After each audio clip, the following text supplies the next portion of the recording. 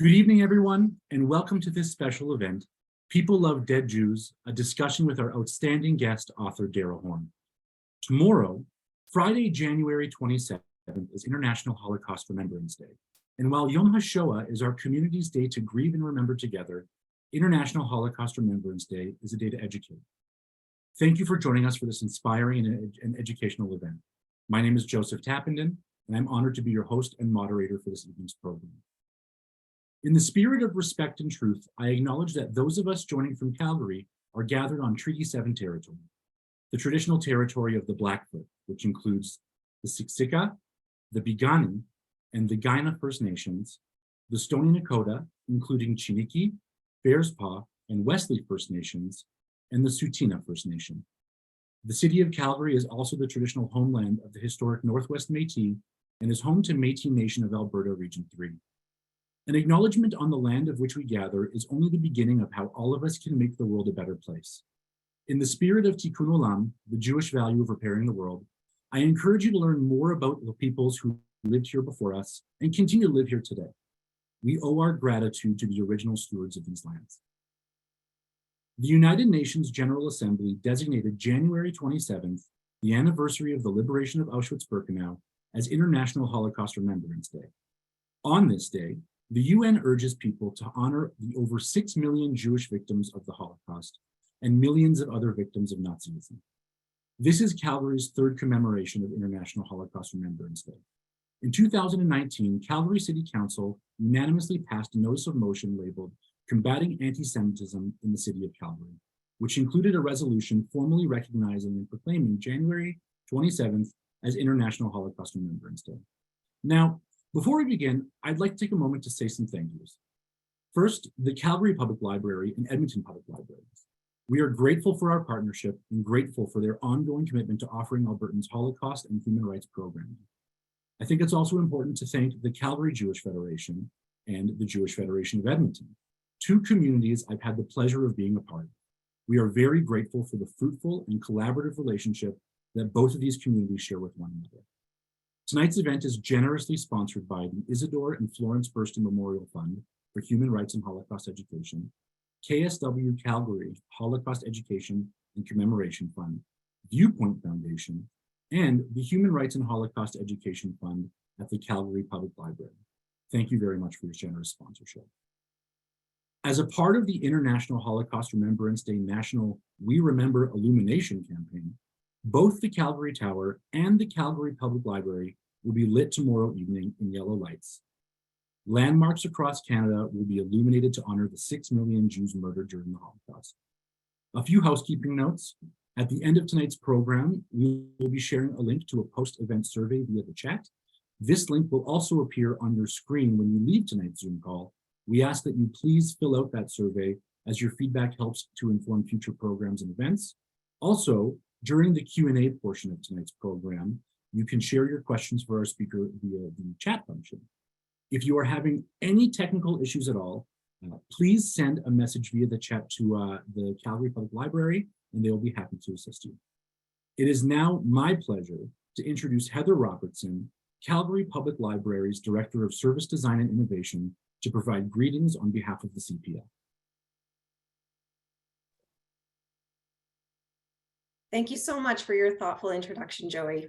As Joey mentioned, my name is Heather Robertson. I am the Director of Service Design and Innovation at the Calgary Public Library.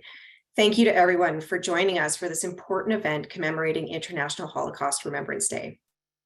I'd also like to take the opportunity to acknowledge and welcome Emily Whitney Isaac, who has joined us online this evening. Welcome. The United Nations General Assembly designated January 27th, the anniversary of the liberation of Auschwitz-Birkenau, as International Holocaust Remembrance Day. We are here to remember and honor the more than 6 million Jewish victims of the Holocaust and the millions of other victims of Nazism. The Holocaust was a total and systemic genocide perpetrated by Nazi Germany and its collaborators. Auschwitz was the largest of the German Nazi concentration camps and extermination centers, where over 1.1 million people lost their lives. While it has been 78 years since the liberation of Auschwitz, we continue to see the lasting intergenerational trauma, and unfortunately, that racism and anti-Semitism still exist and harm our community today. In learning about the Holocaust and facing anti-Semitism, we can remember the devastating loss of life, honor the survivors who made and continue to make the world face the horrible truth of what happened from 1933 to 1945, and reflect on the dangers of discrimination, racism, and anti-Semitism in our communities. The Calgary Public Library and Edmonton Public Library are proud to partner with and support both the Calgary Jewish Federation and the Jewish Federation of Edmonton. Now more than ever, it's critical that libraries provide access to fact-based information and a space for important conversations like we're having tonight for the public to learn from. We are so pleased to be able to host Dara Horn this evening so that we can all learn from her. And I'd like to thank you. Thank you again for being here with open hearts and open minds so that we can all learn together and support one another and our communities in building strong pathways to change, healing, and growth. Thanks, Joy. Thank you, Heather. The Calgary Public Library plays a very critical role in the quality of life and education in our city, and we're grateful for your leadership. We are also honored today to be joined by the Mayor of Calgary, Jyoti Gondek, who will be bringing greetings on behalf of the City of Calgary. Hi, everyone. I'm Mayor Jyoti Gondek.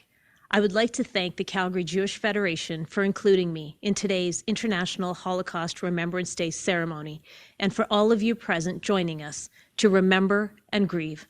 I've been fortunate to speak with the Calgary Jewish Federation a few times now, and I know that we share a commitment to making our city welcoming for all those who live here. At the City of Calgary, we are committed to the work of being an anti-racist city. We simply cannot afford to be passive in this regard.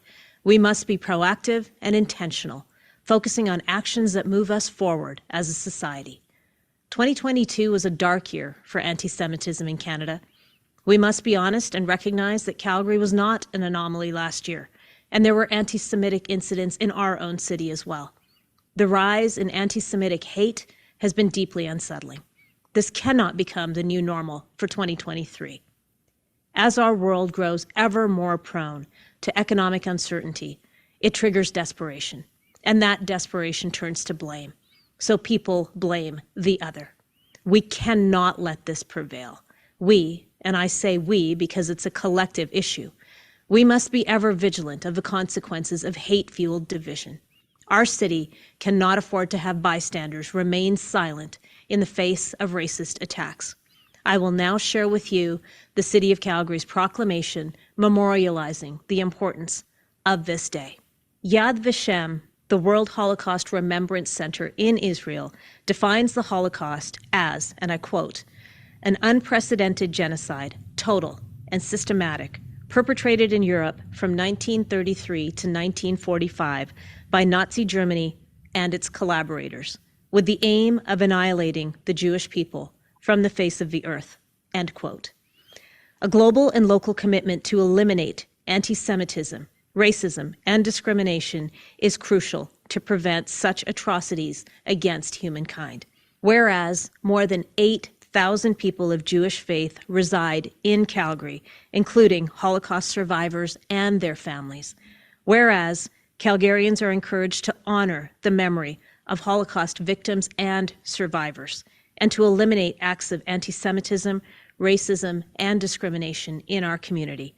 On behalf of City Council and the citizens of Calgary, I hereby proclaim January 27th, 2023 as International Holocaust Remembrance Day. I wish to close by thanking the Calgary Jewish Federation for the incredible work they do in the community.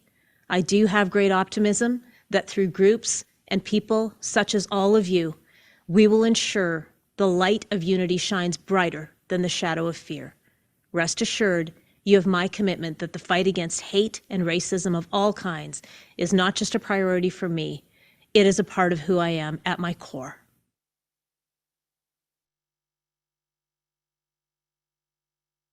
Thank you, Mayor, for your meaningful words and for your important presence alongside our community. For our keynote speaker, I am very honored to introduce author Dara Horn. Dara is an award-winning author of 6 books. Her works have been translated and published in 11 languages, and they've received numerous accolades in publications such as the New York Times and the San Francisco Chronicle. Dara received her doctorate in comparative literature from Harvard University, studying both Yiddish and Hebrew. Dara's most recent book is a powerful collection of linked essays, boldly titled, People Love Dead Jews, Reports from a Haunted Present. Her book has inspired not only praise, but important arguments, and a book like this really deserves some discussion. So with that, it is my absolute pleasure to welcome Dara Horn. Dara, welcome. Thank you so much for having me. And I want to thank everyone at the federations and the libraries for making this event possible. Thank you so much. I'm really honored to be here. So Dara, when I was first handed your book, I'm not going to lie, I was a little intimidated by the title. It's a very provocative title. Why did you choose it, and what prompted you to write this book? Well, it's even worse than this book. I also have, there's a companion podcast to the book, which is called Adventures with Dead Jews.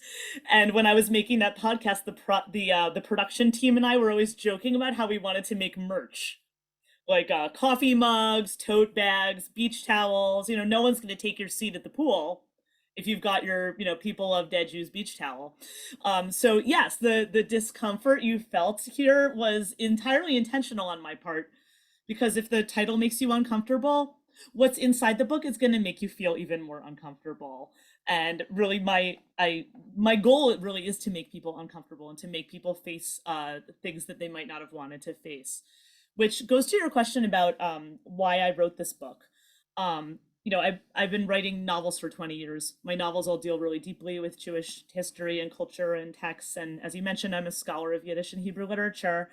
But I always was avoiding this topic of anti-Semitism. It was really important to me to show a Jewish civilization that was defined from the inside. And that was a priority for me in my work. Whenever I would speak about my previous books, I often would ask people in the audience, how many people here can name 3 concentration camps? And that's something a lot of readers can do. I would then ask those same people, how many people here can name 3 Yiddish writers? 80% of the people murdered in the Holocaust were Yiddish speakers. And I'm really asking, well, why do we care how these people died? If we don't care how they lived, I started thinking about this a little bit differently a few years ago in 2018. And so this was sort of what got me started on this book. In 2018, Smithsonian Magazine approached me, the general interest American magazine. They approached me and they asked me to write an essay for them about Anne Frank.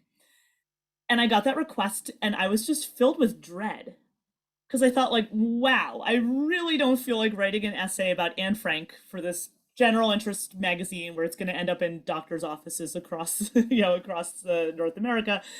And I just thought, and the normal thing to do would be to turn this assignment down. But one thing I've learned as a writer over many years of publishing books is that often the uncomfortable moments are where the story is. And so I thought, this is interesting. Why don't I want to write about Anne Frank?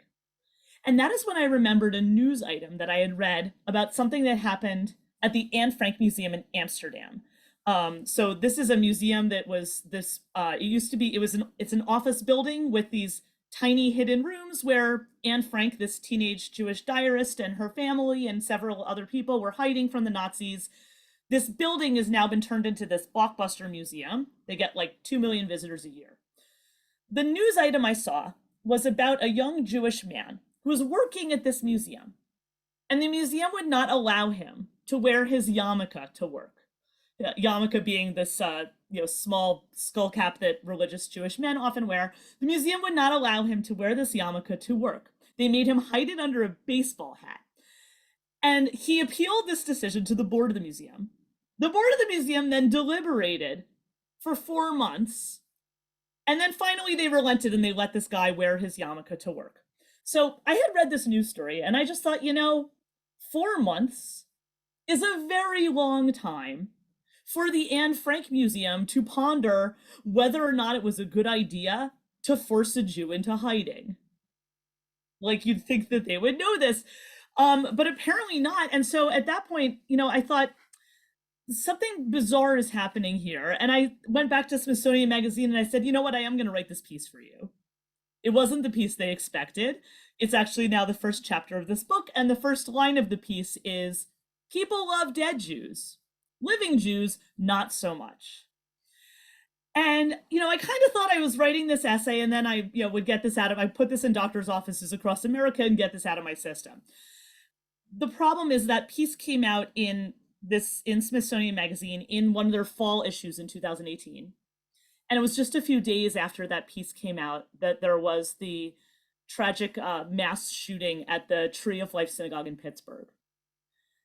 And within hours of that attack, the New York Times calls me and asks me, would you like to write about dead Jews? They didn't say it like that, but that was what they meant. And, and then 6 months later, there was another shooting at a synagogue in California. New York Times calls me again. As I put it in the book, I became the go-to person for the emerging literary genre of synagogue shooting op-eds. And I'm thinking, I didn't apply for this job. And then I realized that something perverse was happening. And the perverse thing that was happening was that this was the only thing that my editors at mainstream publications wanted me to write about. And I started feeling really uncomfortable about this, that this is I'm the go-to for dead Jews. And, but that's when I realized this lesson I'd learned from years and years of being an author, which is the uncomfortable moments are where the story is. So at that moment, I thought, you know what? I'm going to dive right into this problem and sort of explain and see what I find when I sort of look exactly at this problem of sort of basically the role that dead Jews play in this wider world's imagination. And that's how I ended up writing this book. Such an interesting path to get to such an engaging read. In fact, in the book, you begin with these very explicit examples of the world's love for dead Jews, and in a place where readers just may not expect, and that's China. What's going on in China, and specifically with what the tourist industry calls the Jewish heritage sites? Yes, so this is a term that's used in many places around the world that used to have vibrant Jewish communities and don't anymore for a variety of horrible reasons. And there's this expression in those places that what they call these places, these are synagogues that no longer have congregations and some abandoned cemeteries and things like that. These are called Jewish heritage sites. In the book, as I say, this is a brilliant marketing term because it sounds so much better than property seized from dead or expelled Jews, right? Who wants to go to that on their vacation? Jewish heritage sites, it sounds so benign. But yes, and I basically, in the book, I have a chapter where I talk about this city in China called Harbin. It's a city in northeastern China. It's south of Siberia and north of North Korea, which, perhaps a similar climate to what you all have over in Alberta, as you can imagine. They're best actually known for their ice festival, which is, I know, something that's also, celebrated in your part of the world. But what's interesting about this city is that this city was actually built by Russian Jews. And basically, long story short, in the late 1890s, early 1900s, the Russians were expanding the Trans-Siberian Railroad into part of China. They needed to build an administrative junction for this railroad in this area that was really underpopulated. And they needed Russian-speaking entrepreneurs to build this city for them. And their problem is, who wants to move to Manchuria, which is this, northeastern, sort of very, remote part of China. And at that point, they thought, well, hello, Jews of the Russian Empire. Would you like to live without, pogroms and anti-Semitic restrictions, but not have to go escape to North America like so many of our ancestors in the Jewish community did from that time? And 20,000 Russian Jews went to China, went to this place and built this city really from nothing. I probably don't have to tell you that this story ends badly. There's various regimes in this part of China that eventually make life so impossible for this community that the last Jewish families evacuated in 1962. Today, this is, like many Chinese cities you probably haven't heard of, it's bigger than a lot of cities in North America. There's about 16 million people there. Today, 16 million people, one Jew. But what's amazing about this story is that this city, with their one Jew and 16 million people, they decided to invest $30 million in restoring Jewish heritage sites in this town.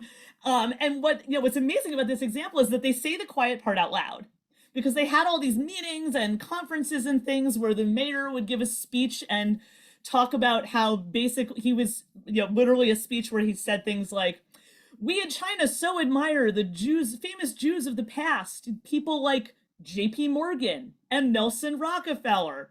In case you're wondering, neither of those people were Jewish, but you're starting to get the vibe here. The mayor literally came out and said, "The money of the world is in the pockets of the Jews. This is a testament to the wisdom of the Jews, and we want to invest in these Jewish heritage sites so the Jews will come back to Harbin and give us their money." I could not make this up. And I fell for this. I went to Harbin. I don't think that they're getting a lot back on this investment, because I was the only person in their Jewish museum. But what's and it's sort of this astonishing thing where you go to their Jewish museum in Harbin, and this is the kind of thing they have in this museum. You go into a room in the museum, and there's a desk with like a life-size plaster sculpture of a person sitting at the desk, and the desk just has a typewriter on it. And then there's a caption next to this exhibit that says, "Real Jewish businessman in Harbin." This is the kind of thing they have in this museum. I could go on, but what's amazing is that, there are a lot of places in the world that are doing this. Most of them are a little more subtle than the people in Harbin, but it really is this very exploitative thing where they're doing something with the Jewish past that really has very little to do with Jews. Interesting, but isn't that better than nothing? I mean, isn't it a good thing that they're preserving these sites where there has been a lot of rich Jewish history? To be clear, I'm not saying that Jewish historical sites in various places of the world should be abandoned or anything like that. I think there are better and worse ways of doing this. There's other chapters of the book where I talk about there's an organization that's doing a lot of work to preserve Jewish sites in the Islamic world. I think there are better ways and worse ways of doing this, but this instinct that we have to say like, "Oh, isn't this better than nothing? Shouldn't we be grateful to these, people in China who are putting this effort in?" Well, what I would say to that is, would you say to people in First Nations in Canada, let's say, would you say to those communities like, "Look how we've honored your heritage. We have these cigar store Indians that we made," right? Or like, I don't know if we have this problem in Canada, but in the United States, it's like, "Oh, look, we've named our sports teams after, whatever, like the Atlanta Braves. Like, look how we're honoring your heritage." Like, no, of course not. We'd be like, "This is insulting." This is like, this caricature of memory that is, in fact, harmful to people who are still alive. And so, I think that what this is an example of is non-Jewish societies that are telling stories about dead Jews that make people feel better about themselves.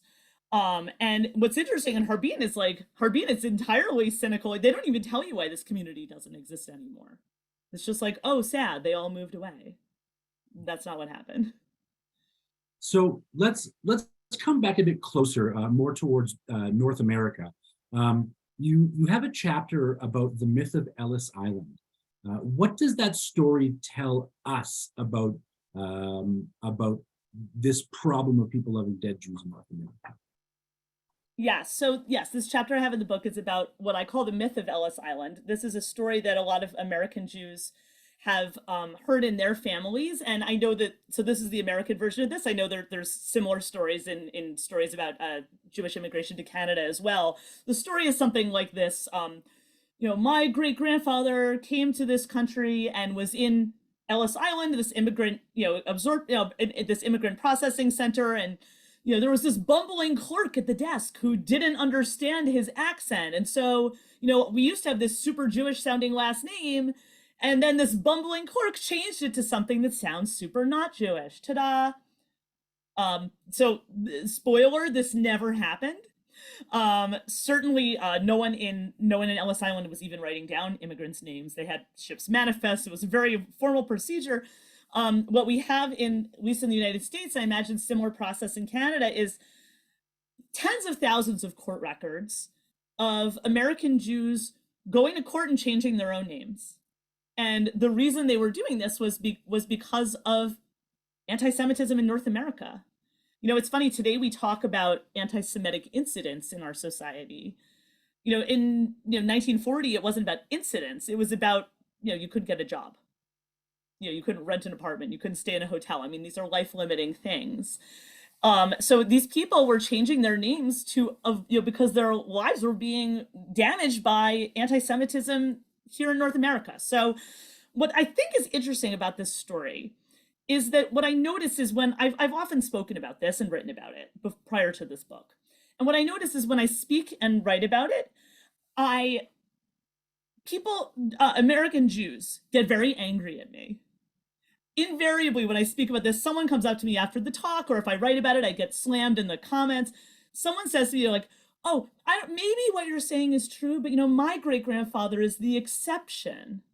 And it really happened to him. I'm like, no, your great-grandfather's not the exception. And they're like, but my great-grandfather wouldn't lie. I'm like, your great-grandfather lied. And what I think is interesting is that the people who are saying these things to me, these are usually very educated people who wouldn't believe this kind of nonsense about anything else. This story is doing emotional work for people. The emotional work it's doing is erasing the reality of anti-Semitism in North America, because it's very important to these communities to believe that this is a place that's an exception to Jewish history. That's like the Jewish community is very deeply invested in that idea. But what you really see in that story is the self-erasure of these communities that was essential and necessary for their acceptance in this society.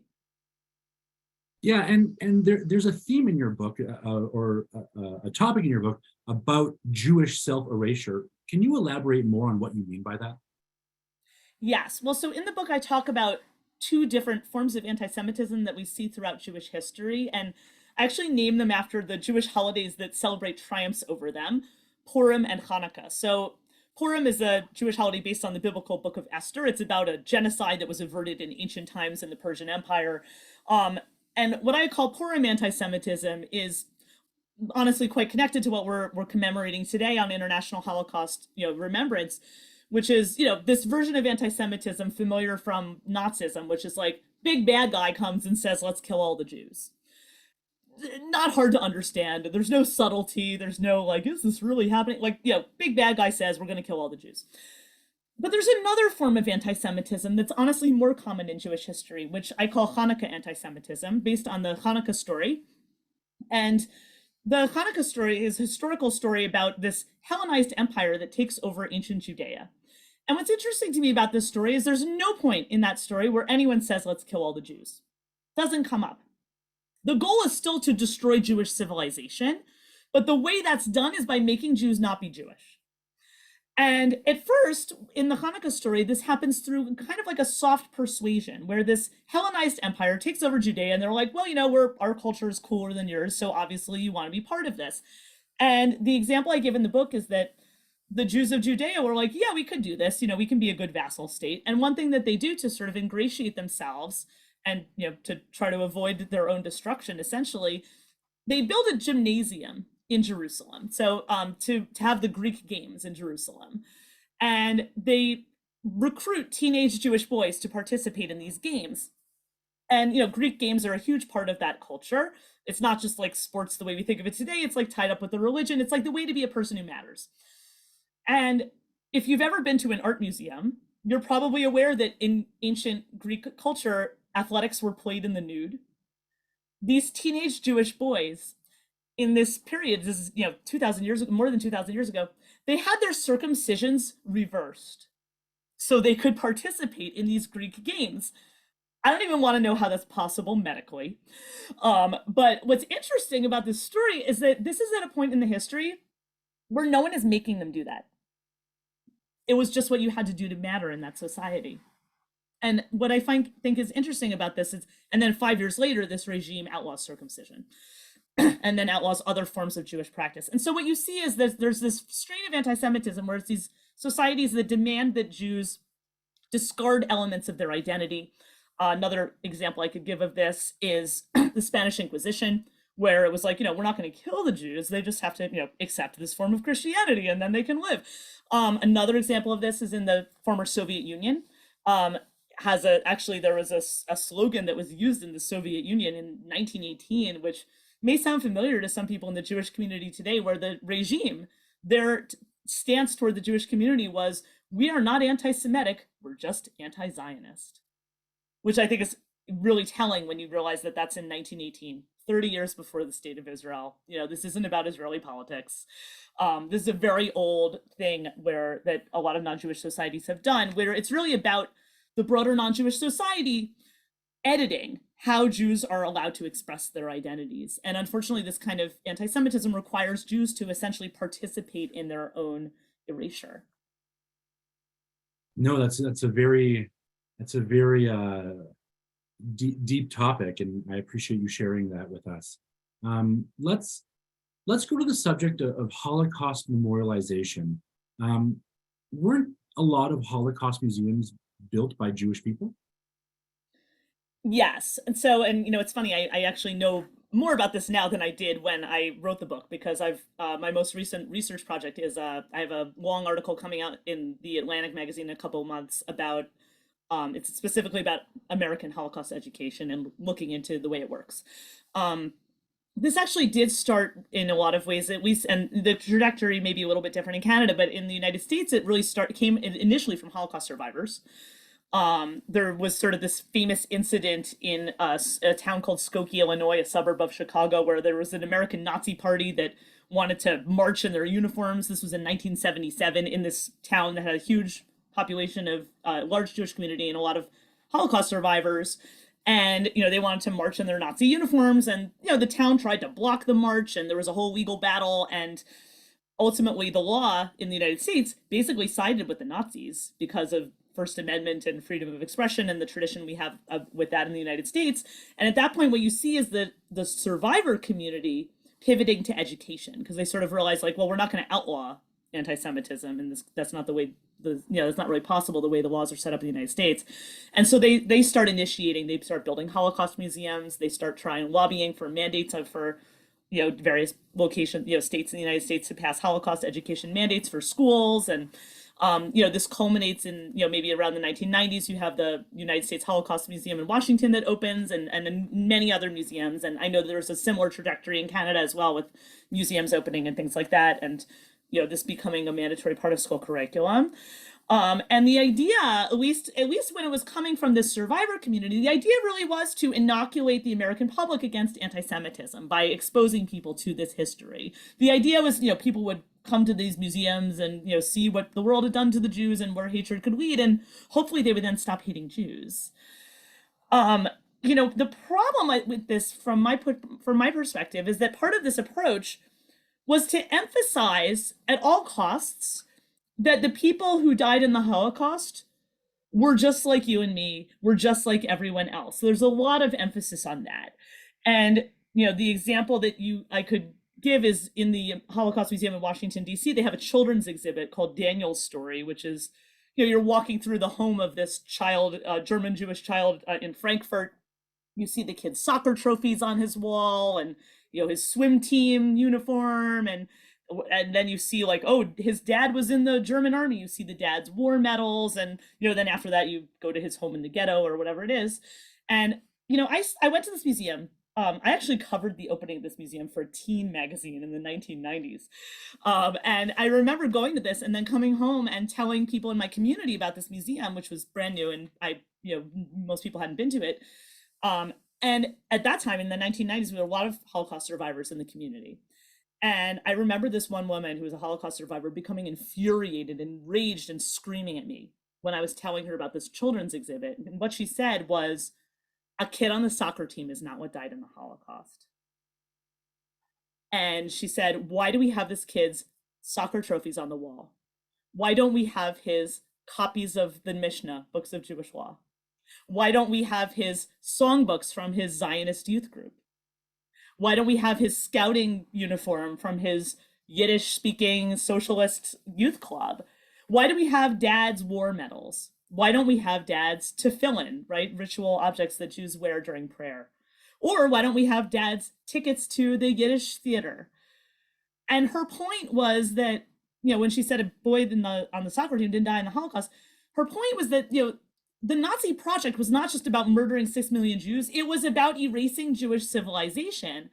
And her point was that by emphasizing this sort of, oh, this is the kid we can all relate to, we're participating in that erasure, right? That's what she's really asking, is why are we participating in that erasure of that culture that was actually destroyed? And, what's interesting to me looking back 30 years later, I think like there was this approach where we were saying like, oh, this is the way to get people to, feel, understand this and to inoculate people against anti-Semitism.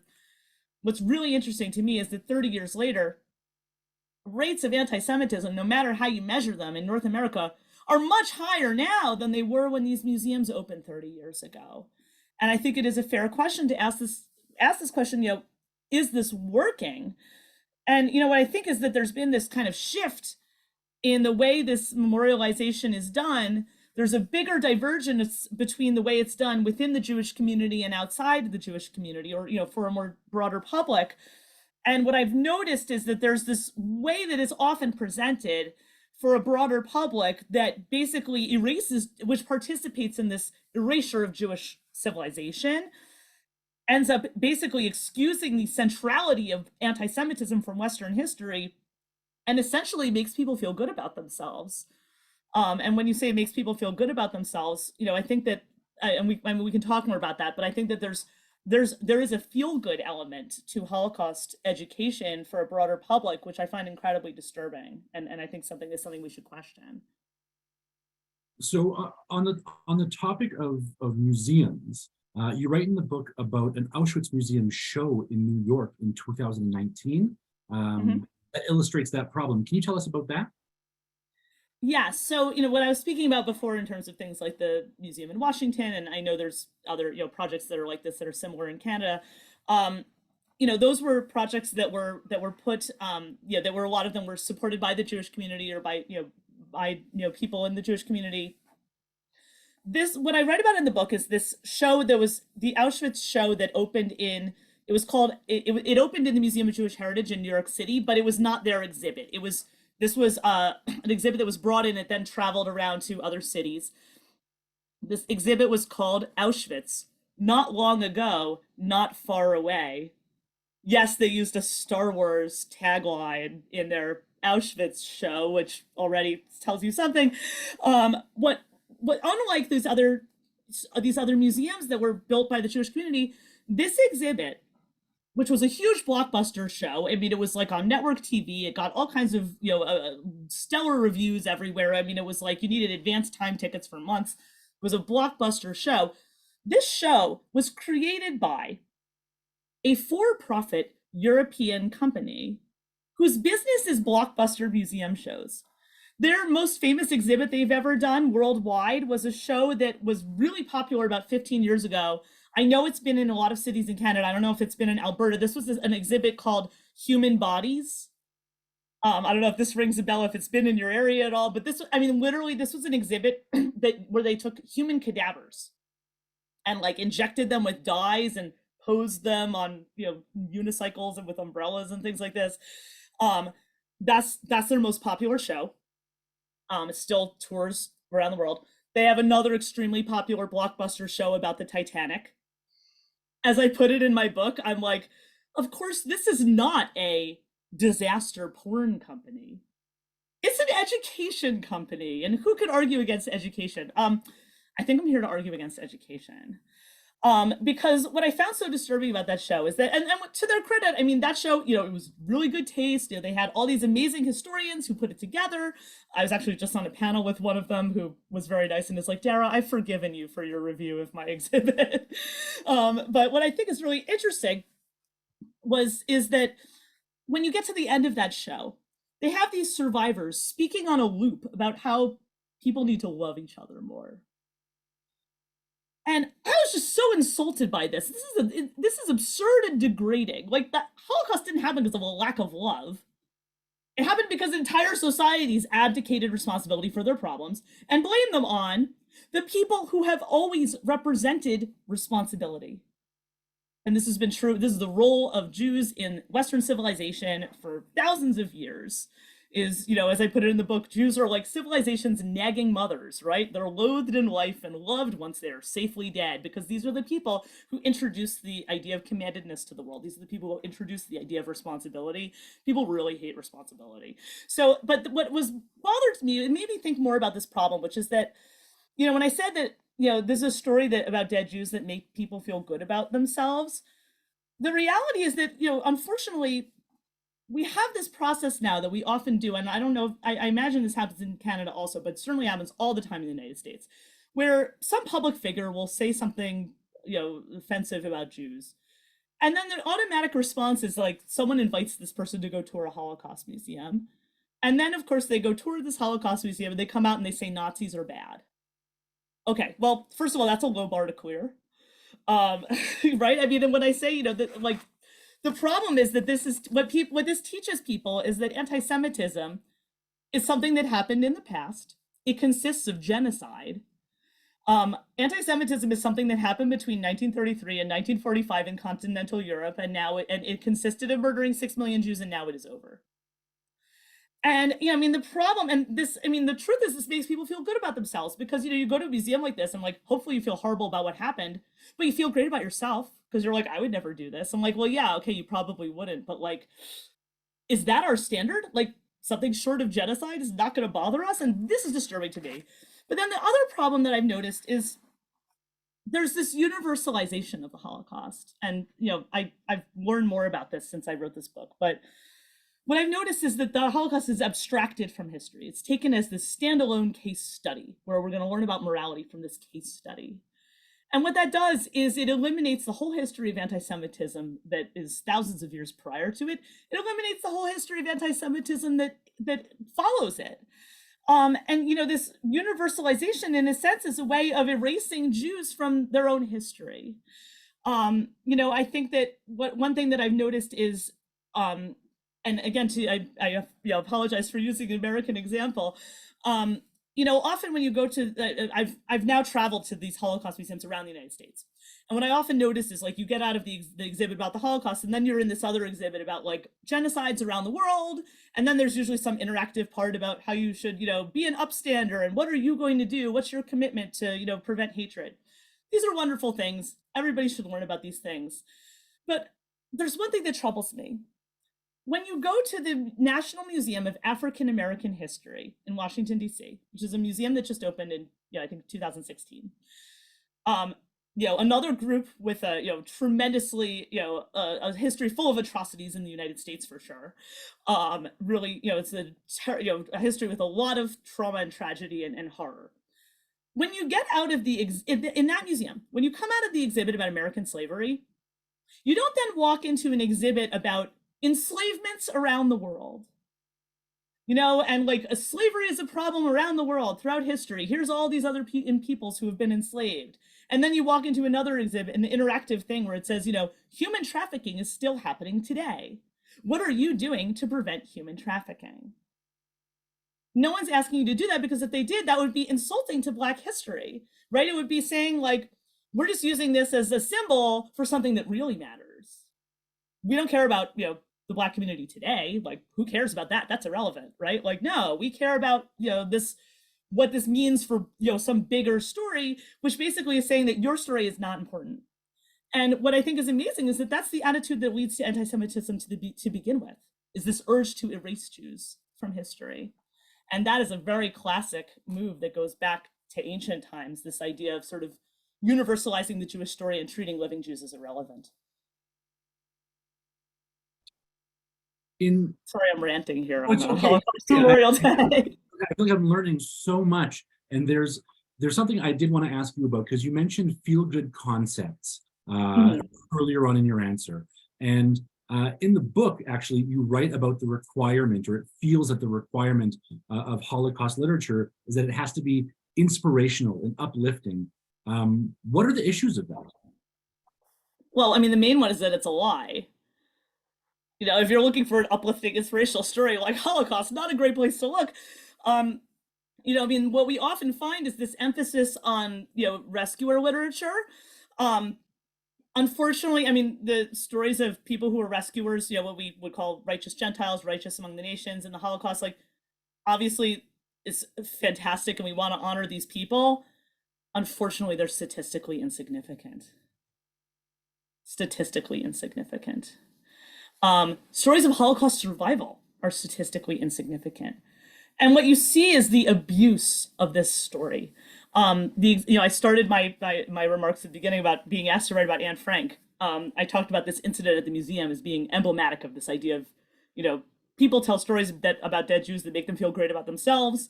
The corollary to that being living Jews have to erase themselves to get those stories told, like the man who had to cover up his yarmulke with a hat at the museum.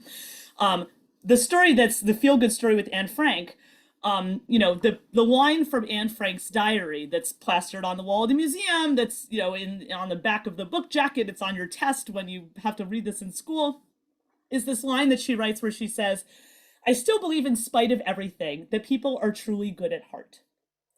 We call this line, we say this is inspiring, by which we mean it flatters us. It makes us feel forgiven for these lapses of our civilization that lead to piles of murdered girls. And we're like, well, if a murdered girl said that, it must be true. And I have to say, this is a huge current of, this is a very familiar thing for a lot of Christian readers who are very, part of, Christian theology, where there's this idea that there's this murdered Jew who's offered you absolution from your sins. I think there is an echo of that in the way that a lot of these Holocaust victims are viewed in a Christian society. The problem with this reading of this line in her diary is that the reality is so much simpler. Anne Frank wrote that line about people being truly good at heart 3 weeks before she met people who weren't. Because 3 weeks after she writes that line, she's arrested, deported to Auschwitz, and guess what? She met people there who were not good at heart. This book is not a book about the Holocaust, and that's why it's popular. And, I gave an example in the book of like, what would it look like to really tell a story about the Holocaust? I give the counterexample, and I will actually, so to all your library patrons out there, I cite this source from the Yiddish, but it's now available in English translation as of like, I think now. There's a book, the author is Zalman Grodowski, Gradowski. They're just put this out from University of Chicago Press in English. It's called, in English, it's the title they gave it is The Last Consolation Vanished. Very similar story to Anne Frank, young person keeping a secret diary that's discovered after their death. The difference is Zalman Grodowski wrote his diary in Auschwitz. He was part of what the Nazis called the Sonderkommando. These were Jewish prisoners who were forced to escort other Jewish prisoners into the gas chambers and then remove their bodies and burn them. He was doing this every single day for years. He died in a revolt that he organized where he succeeded in blowing up the 4th crematorium at Auschwitz. He died in this revolt, obviously. This revolt only lasted one day. But his diary was, he kept this in Auschwitz. He buried it. It was just, a person who knew him went and found it after the war. Guess what? In his diary, he doesn't write about people being good at heart. It doesn't come up. Weird, right? But, he was a religious Jew. He said the Kaddish, the mourner's prayer, every single day for the people whose bodies he burned every single day. And in his diary, he doesn't like gaze into this inferno and wonder why. He knows. And he says, these fires were built by the barbarians of the world who were trying to drive brutality from their own small lives with its light. He's not trying to make you feel good about yourself. And if you're trying to feel good about yourself or about your civilization, like the Holocaust is really the wrong place to look. And Dara, that part of the book where you quote that excerpt was so powerful, and it really painted a vivid picture of what life was truly like. I recall tears down my face at that part, and it was certainly a powerful moment. Now, Dara, as you know, there is currently a rising level of anti-Semitism in the United States and North America. How does this phenomenon of people loving dead Jews play into anti-Semitism today? Well, it's very profoundly. I have a chapter at the end of my book. And I write throughout the book about attacks on, Jews, the contemporary attacks. But at the end of the book, I write about the attacks on the Hasidic community in New York and New Jersey. I live in New Jersey, near New York City. So these were some attacks that happened right near where I live. Attacks on the Hasidic community that happened just before the pandemic. There have been many more since then. And what I was amazed by with these attacks, and these were lethal attacks, really horrible. I mean, this was a shooting at a kosher grocery store where people were murdered. Really horrifying attack in a town called Muncie, New York. It's in New York community with a large Hasidic population. This is like this really revolting attack. Somebody walked into a crowded Hanukkah party with a 4-foot machete and just started slashing people. And what I noticed was that I went and read all the news items, every single news story I could find about these attacks. And here's what was revealing to me. I couldn't find a news item that didn't say something derogatory about the community being attacked while reporting the attack. Like in that example with the guy with the machete, every single article was like, well, of course, just for context, there were these zoning battles between Hasidic and non-Hasidic residents of the town. First of all, it says in the same article, the perpetrator was from a town 45 minutes away. So irrelevant, number one. Number two, do we normally resolve municipal disputes with a machete? Like, this would be like if you wrote an article about a woman who was sexually assaulted and you spent half the article talking about what she's wearing. It's what we call victim blaming. We don't accept it for anybody else. You realize like how ingrained this is. There's just these articles are sending a signal to the public, which is that these people deserve it. It's that simple. And what I think what you're seeing is I think that we've had this problem, and I know this, this certainly is true in the United States. I think that actually to Canadian credit, there's a little bit of a different perception of the way we live in a diverse society. But the way that we often will educate people against bigotry is that line where we say like, oh, see this group of people you might be bigoted against. You shouldn't hate those people because they're just like everyone else. They're just like you and me. They're just like everyone else. And the problem with this is that Jews spent 3,000 years not being like everyone else.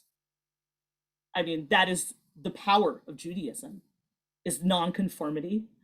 That is the basis of Judaism, is that, we are not doing what everyone else does. And I think it's a test of a pluralistic and democratic society to see if it is possible to tolerate differences among ourselves. And that's sort of what I'm really pushing for in this book, is that there needs to be a way that we are able to accept each other that involves honoring our actual differences. And that's what I see that's the sticking point in anti-Semitism, is that Jews are this counterculture that runs through the history of the West and models the reality, the possibilities of freedom. And I think that makes people really terrified. Dara, your book has been read by, I'm sure, and I'm sure you know as well, a very diverse audience. How has the book been received? So I sort of have seen this, like, I mean, first of all, I feel very fortunate that, people have really liked it, which, it's wonderful for me as a writer, but like, it's kind of disturbing how much people appreciate this book. Like, I kind of wish people liked this a little less. Like, I'm not happy that I was right about this problem. But what I've noticed is sort of a different response from my Jewish readers and my non-Jewish readers. And honestly, what I find discouraging was the responses I've gotten from Jewish readers. And what I mean by that is this. I've been inundated since this book was published with messages from Jewish readers, whether in person or if they write to me or they find me online, and they're identical. These are people who are old people, young people, religious people, non-religious people, people in many parts of the world. They're all writing me exactly the same thing, which is, I felt uncomfortable my whole life and I never understood why. This book articulated this for me, thank you. And then they say, I never told anyone this before, but. And then they tell me a horror story of something that's happened in their own life recently, of their experiences with anti-Semitism. And then they say, thanks for writing this book. And sometimes they say, can you help? My sister jokes, she's like, Dara, you've become like the anti-Semitism Lorax, right? And everyone is like coming to you with their horror stories. And it's like, it's a lot to carry. And like, what's disturbing to me is like, I wrote this book and I've been shocked by what people have been telling me. Like, I can't get over how many people are having pennies thrown at them in 21st century North America. Like, I thought that was dead. Apparently not. I mean, it's just kind of terrifying what people have told me. So that's discouraging. What has been encouraging has been the responses I've gotten from non-Jewish readers. Because what I've discovered from my non-Jewish readers is there are just a whole lot of people with a lot of goodwill, who really sort of want to be, in the language we use today, good allies, and really maybe don't know how. And what I've discovered is there's just so much more ignorance than malice, and to me that's a real opportunity to bring communities together that I think maybe we haven't explored enough, and there's a lot of room to build. And what do you hope to achieve in sharing your message with all of your readers?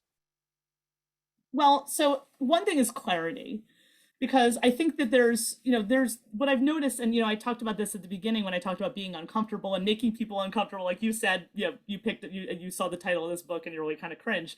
That clarity comes from expressing anger, because what I noticed is that there are people in our society who aren't allowed to express certain emotions. And one of those emotions is anger. And this was familiar to me from my life as a woman, honestly, because I've been talking about my books in public for 20 years. And what I know as a woman, and I'm doing it here on this lovely Zoom, is that I know that no matter how grim what I'm saying is, I know that I have to smile, right? Because, if you're a woman and you're not smiling in public, like, oh, people will think you're aggressive, and like, that's not allowed. So, I mean, there's certain emotions, and Jews and non-Jewish societies are not allowed to be angry. But the problem is that anger is an emotion that is it's an emotional signal of a perception of injustice.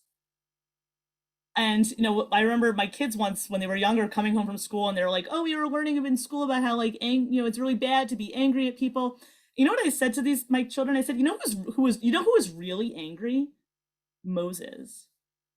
That guy has an anger management problem, right? I mean, it's like he sees the Egyptian taskmaster beating the Hebrew slave, like he doesn't write a letter to the editor, like he kills the guy, right? Then he's like yelling at Pharaoh. I mean, he's like, he hits the rock, he smashes the tablets. I mean, this guy's got a major anger problem.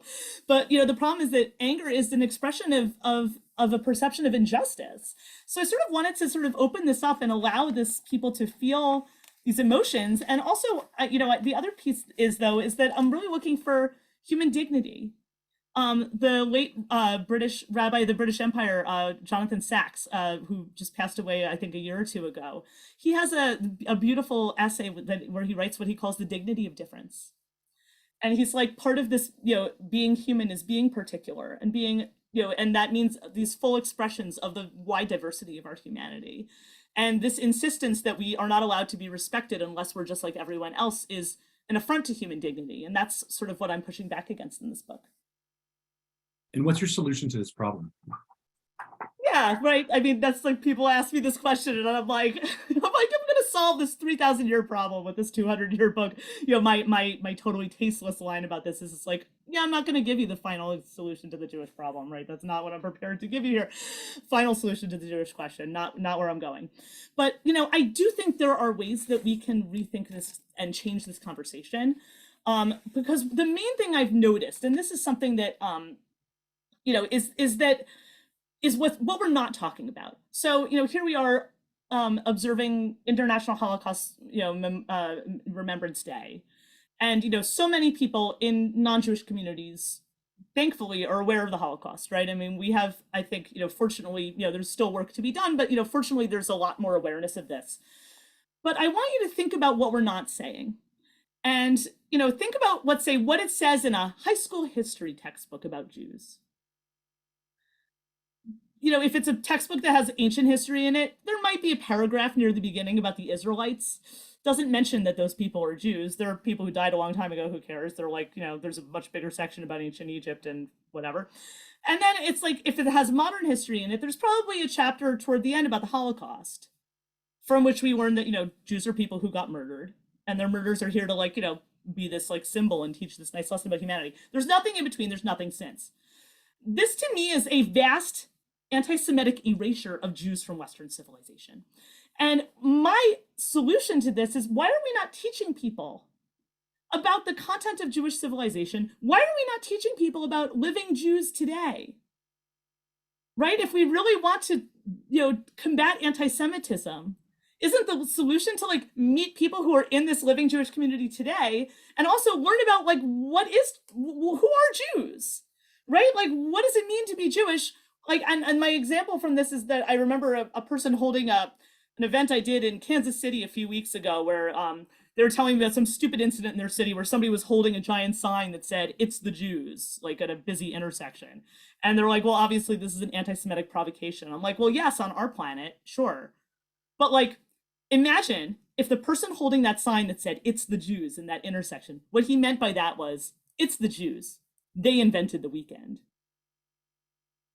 I mean, like, there's so many things, it's the Jews. They did not bow down to tyrants.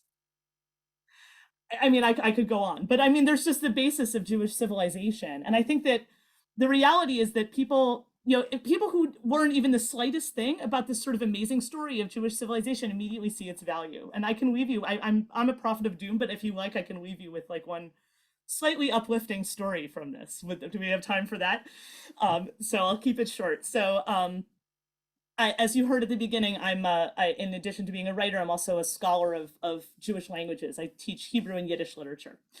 And there's a few years ago, I was speaking at a conference for Hebrew scholars in North America. It was a conference in University of Washington, Seattle. Everybody there was basically pretty much all Jewish professors who teach Hebrew at different universities around North America, except there were 3 people at this conference who were sitting in the back of the room in all of the sessions taking really careful notes. These 3 people were they were from the Wampanoag Nation. Wampanoag this is one of First Nations in the United States. These were people who were First Nations in what's now Eastern Massachusetts. These were the people whose ancestors first encountered the Pilgrims. So it was sort of like, the people it was their ancestors were part of this first contact with European settlement. They were at this Hebrew conference because their goal is to revive the Wampanoag language, which hasn't been spoken in over 200 years. And they were coming to this Hebrew conference because what they were saying to us Hebrew scholars is, we want to know how you did it. Because Hebrew is the only language that has ever been successfully revived in the history of the world from being a totally dead language used only in religious writing to today being like the native language of 7 million people, and it has like, Netflix series. They're like, why can't we have Netflix series in Wampanoag? And the answer is, you could, right? I mean, yes, it's possible. And I think that that's immediately obvious. And so, I think that there's so much that we have in all of our communities to share with each other. There's so much we have to learn from each other, but it requires sort of, really opening ourselves up to our own dignity and to celebrating living Jews and not just commemorating the dead. Dara, this has been a very powerful experience. Thank you so much. I want to let you know that I read your book. I also listened to the audio book. And right now, yes, I am your interviewer, but I'm also a big fan. So it's been really thank you. To chat with you. And I know our audience would also like to chat with you. So at this point, we're going to welcome our viewers to send some questions for Dara using the chat function below. And we have received some questions throughout the time that we spent together. The very first question I want to ask is, who did you write the book for? Was it for Jewish readers? Was it for non-Jewish readers? Who did you write the book for? I learned a long time ago not to think about my audience when I'm writing. So this is my 6th book. And I remember all my books deal very deeply with Jewish culture, and my other books are all novels. I remember with my first book, it was, very, as I said, very deeply Jewish book. And I remember, to the extent I thought anybody would read it other than my mom, I was like, I guess this is a book for a Jewish audience. But my editor at the publishing house, the person who bought the book and decided to publish it, is not Jewish. She's actually still my editor today. And I remember the first time I ever talked to her, I asked her what her background was, and what I meant by that question was, what's your background in publishing? And except that she heard it as, I'll remember this the rest of my life. She pauses on the phone and she goes, well, I'm Italian American, I'm a lapsed Roman Catholic. And I felt so embarrassed at this, I've never met this woman, she thinks this is what I'm asking her. And she said, and I read your book and I felt like I was reading about my own life and my own family. And I will tell you that I have been, so, to some extent, I'm thinking this is a book for a Jewish audience. But not really, because I was writing these pieces for general interest publications. A lot of these pieces were, not all of them, but many of them were published before in places like the New York Times or Smithsonian or Atlantic, general interest publications.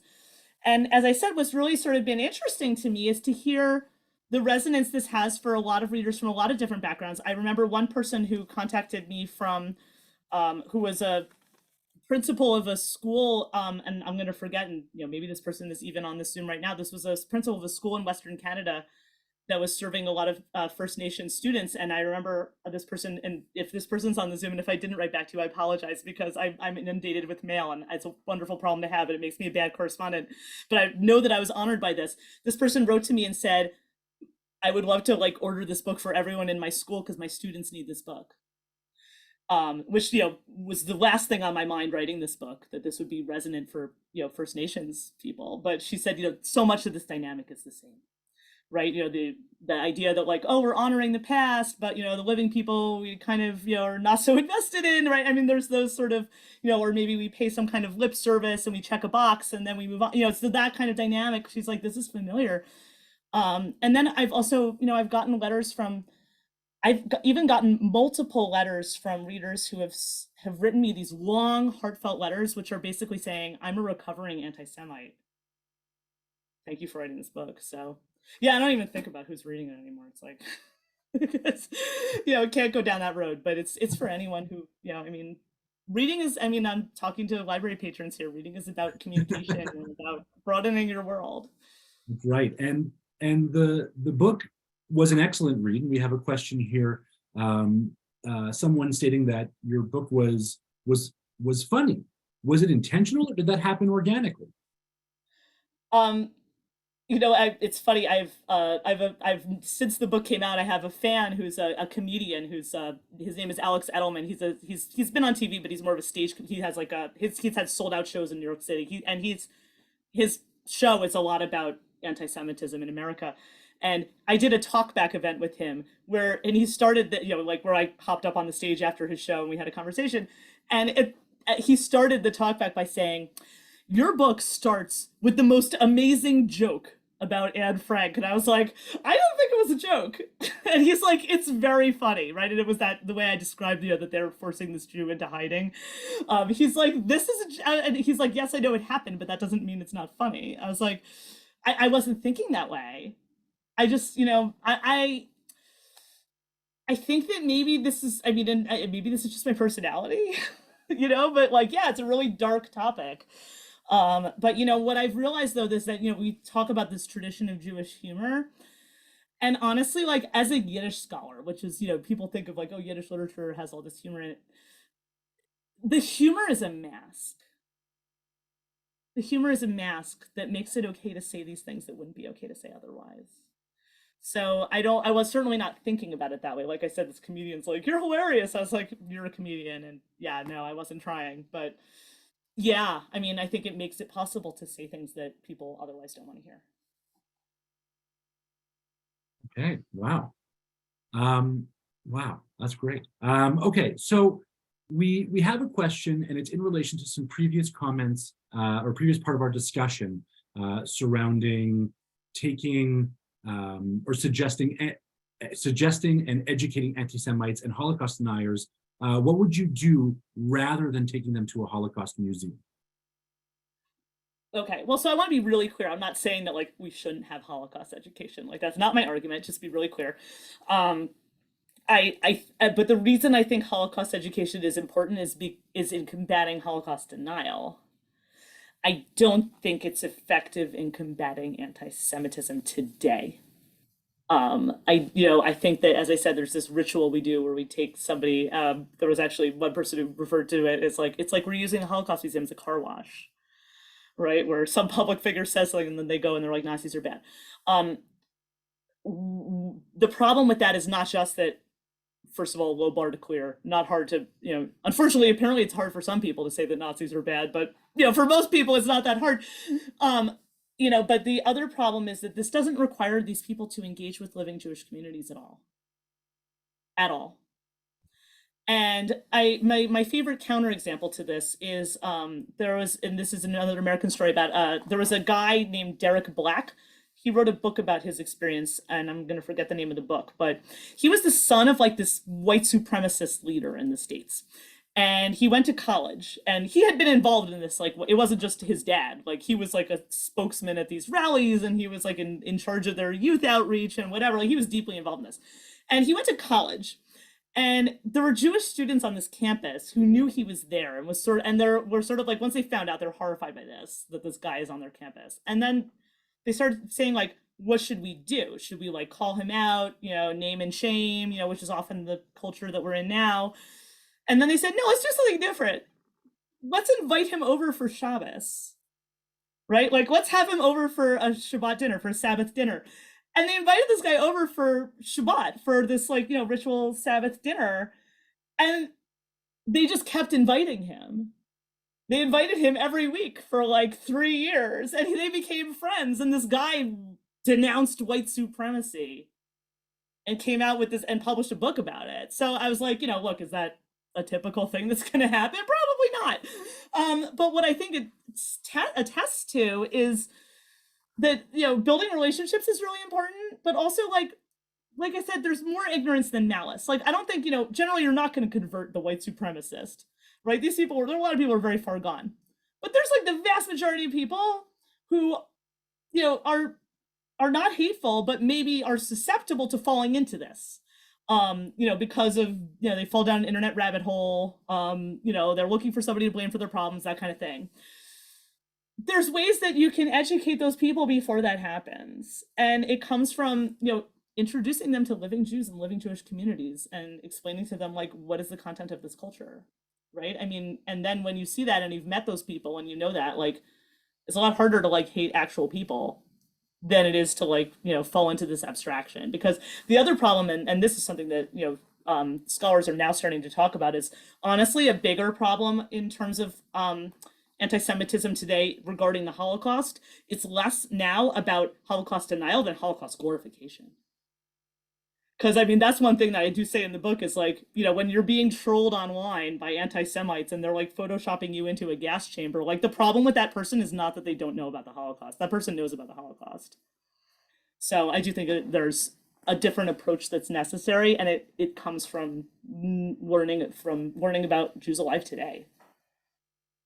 And so that speaks more to the anti-Semitism in our community. But what about anti-Semitism that we experience on the internet, more of our open anti-Semitism? What's the solution to that? I know that our high school students and our university students are facing anti-Semitism daily. Do you have any suggestions as to what they can do and how we can support them as a community? I mean, I think you need to push back at every opportunity, and I appreciate how incredibly hard that is. I mean, it is incredibly hard. But you need to, but not just push back, but to be in those spaces and be present and be loud and proud and advertising what it means to be Jewish. Because unfortunately, the anti-Semitism that past generations experienced resulted in a lot of North American Jews who maybe aren't even so connected to their own heritage. And the reason for that is because the price of being accepted to our society in the past was to assimilate. And so their parents assimilated. They often give their children very little Jewish education. I think it's not about being reactive. I think it's about being present and positive, and fully embracing and expressing the joy of Jewish life. You know, and I think that the reality is, you know, this experience is embedded in Jewish tradition.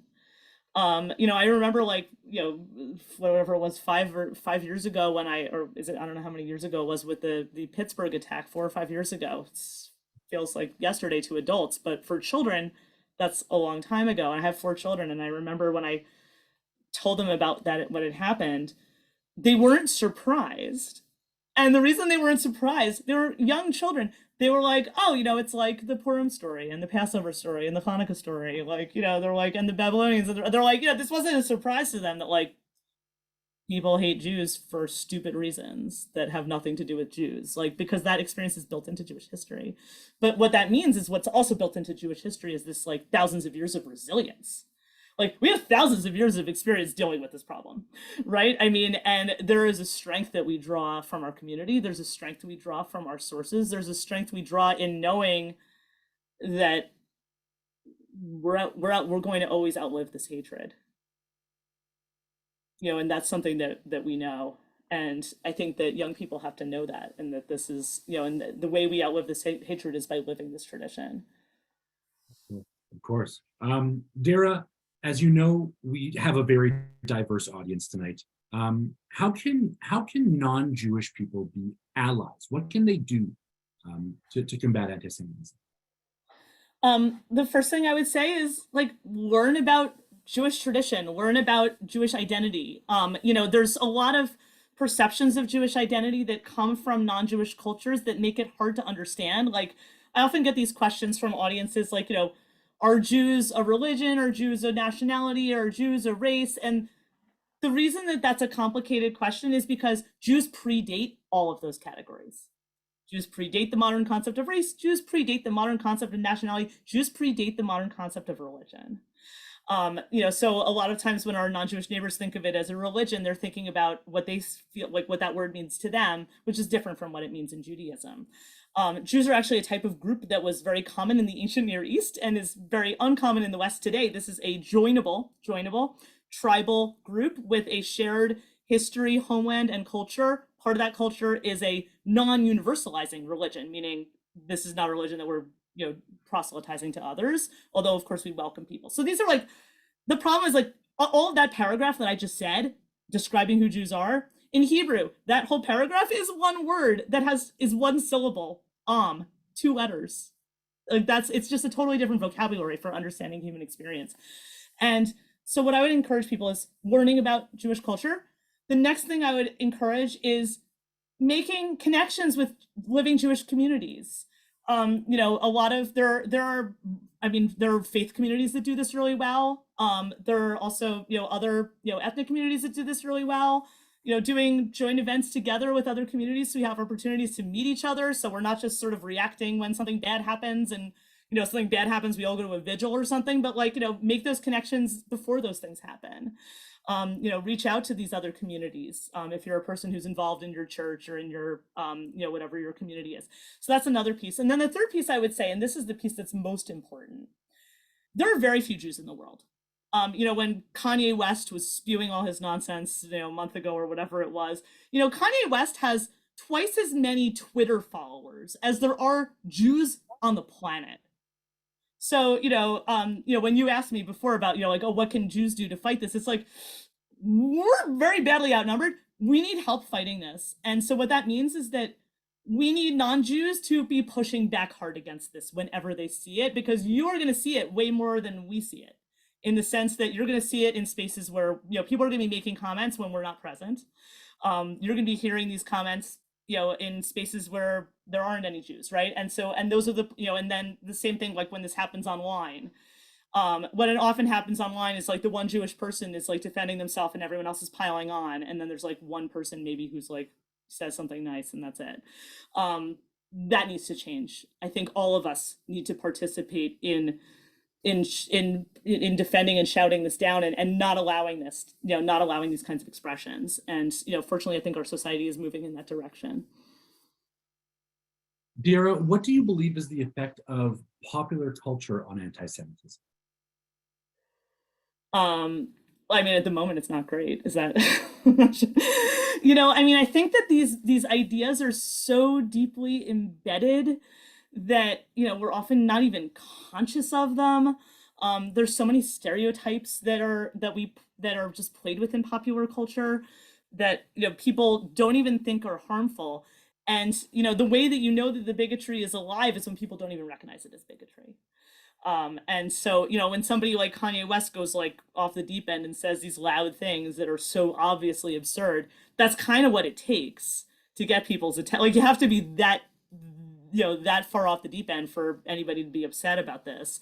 But there are plenty of people who've said, slightly more subtle things that nobody calls out because, it really has to be in your face in order for people to recognize this, which is interesting to me because, we've changed the conversation in a lot of other minority groups where we talk about things like microaggressions and stuff like that. And somehow that isn't the conversation we have about anti-Semitism. I think it has to be.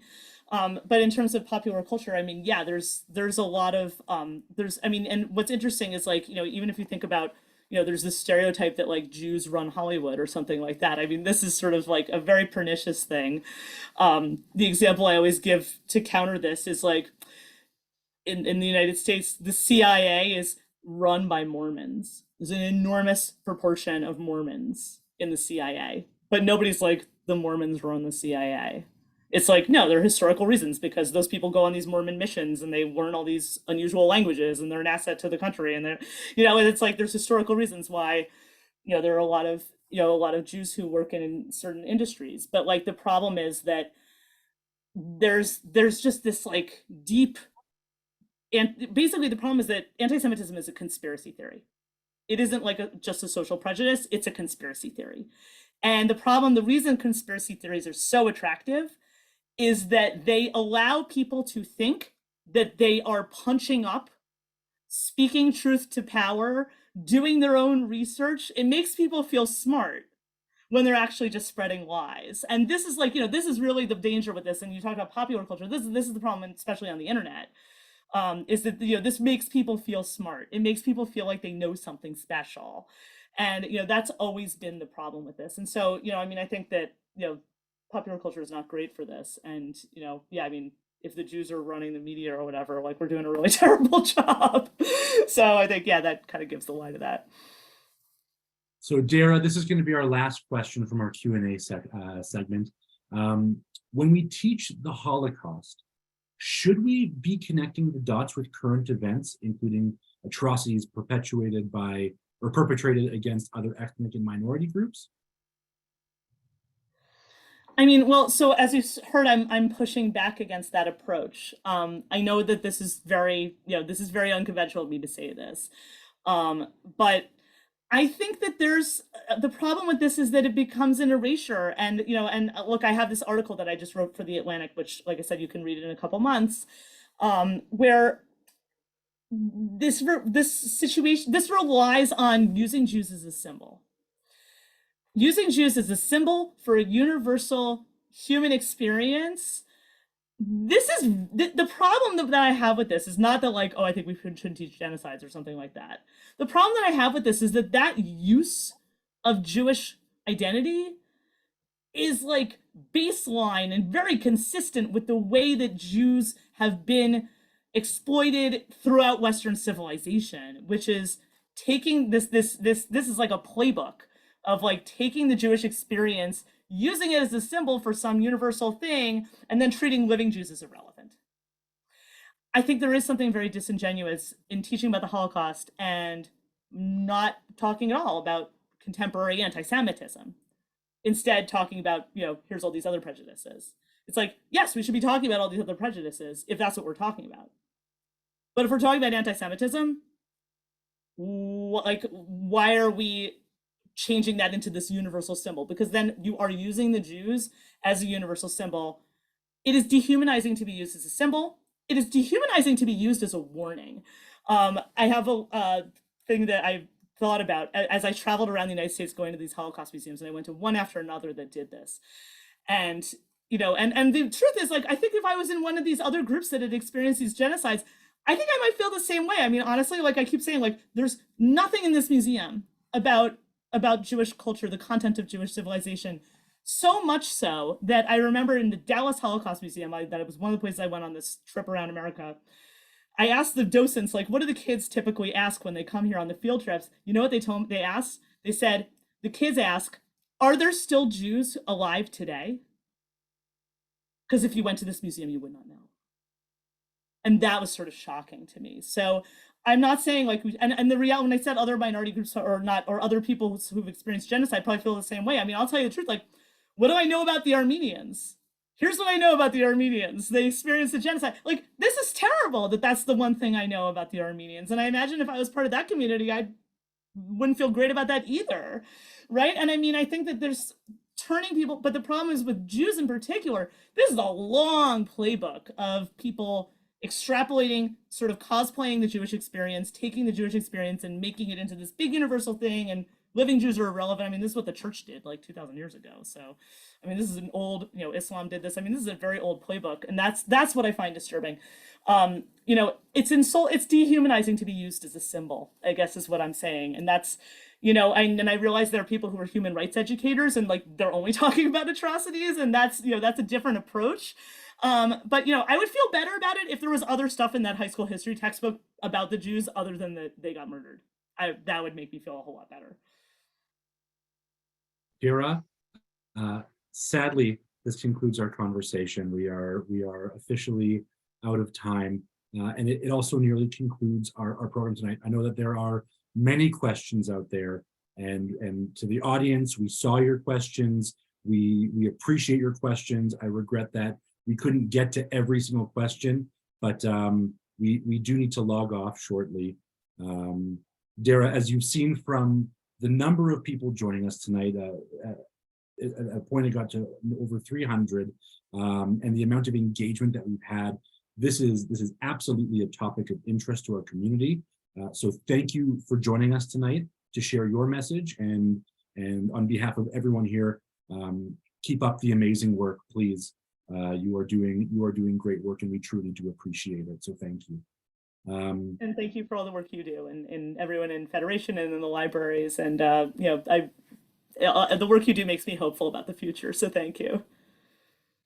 I also again want to thank the Calgary Public Library, the Edmonton Public Library, the Calgary Jewish Federation, the Edmonton Jewish Federation, or the Jewish Federation of Edmonton, and again to our very generous sponsors, the Isidore and Florence Burston Memorial Fund for Human Rights and Holocaust Education, KSW Calgary Holocaust Education and Commemoration Fund, Viewpoint Foundation, and the Human Rights and Holocaust Education Fund at the Calgary Public Library. A special thank you goes to Marnie Bondar and Dahlia Libin, co-chairs of Calgary Jewish Federation's Holocaust and Human Rights Department. Our community is so grateful that the two of you are working hard to keep the memory of the Holocaust and the experience of our survivors in the hearts and minds of Jewish and non-Jewish Albertans alike. So thank you. To bring closing remarks for the event, I am happy to welcome Colin Muscat, Chair of the Holocaust Education Committee with the Jewish Federation of Edmonton.